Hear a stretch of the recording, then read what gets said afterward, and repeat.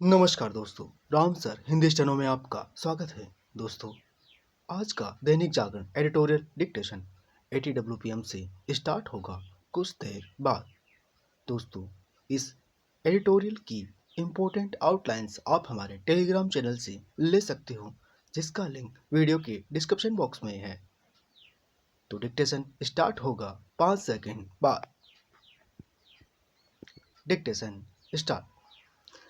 राज्यसभा में चुनाव सुधार पर चर्चा करते हुए कांग्रेस ने जिस तरह फिर से बैलेट पेपर से चुनाव कराने की अपनी मांग पर बल दिया, उससे यही कुछ स्पष्ट हो रहा है तो यही कि वह एक ऐसा माहौल बनाने पर काम कर रही है जिससे देश की चुनाव प्रक्रिया ही संदिग्ध हो जाए।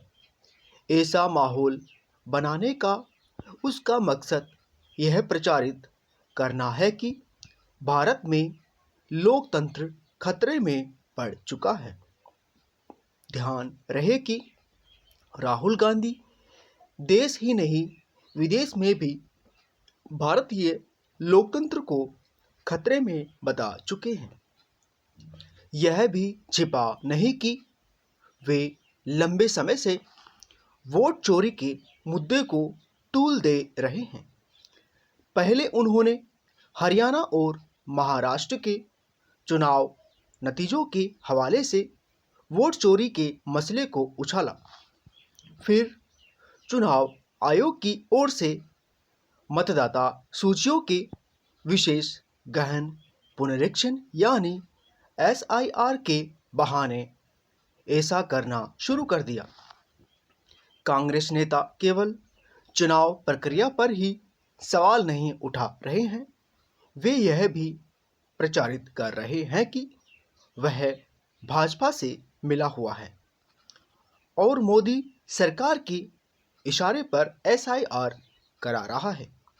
यह प्रचारित करने के लिए ही पिछले दिनों दिल्ली में आयोजित कांग्रेस की रैली में चुनाव आयोग और मोदी सरकार दोनों पर निशाना साधा गया।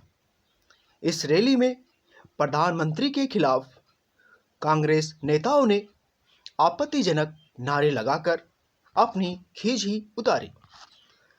चुनाव सुधार के नाम पर EVM पर सवाल उठाना और बैलेट पेपर से चुनाव कराने की मांग करना एक तरह से देश को बैलगाड़ी युग में ले जाना है।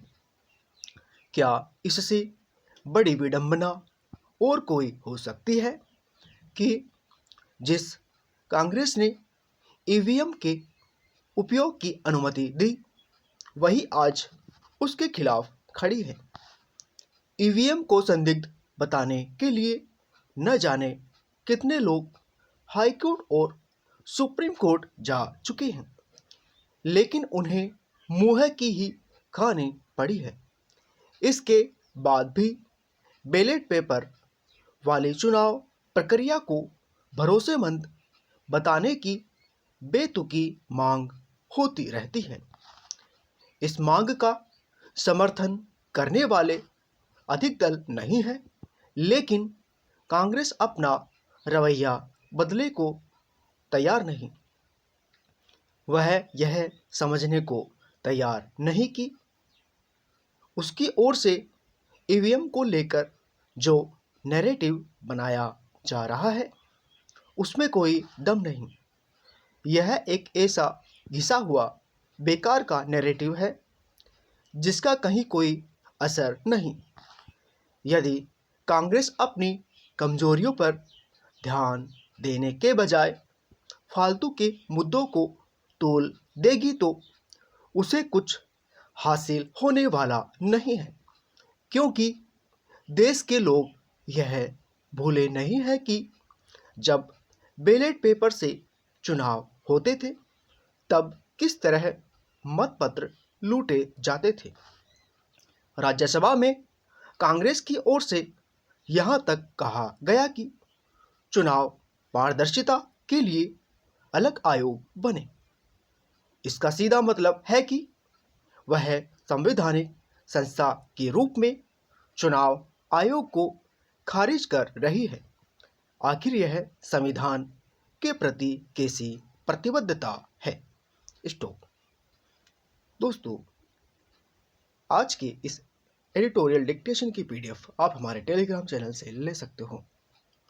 आज के लिए बस इतना ही। तब तक के लिए जय हिंद, जय भारत।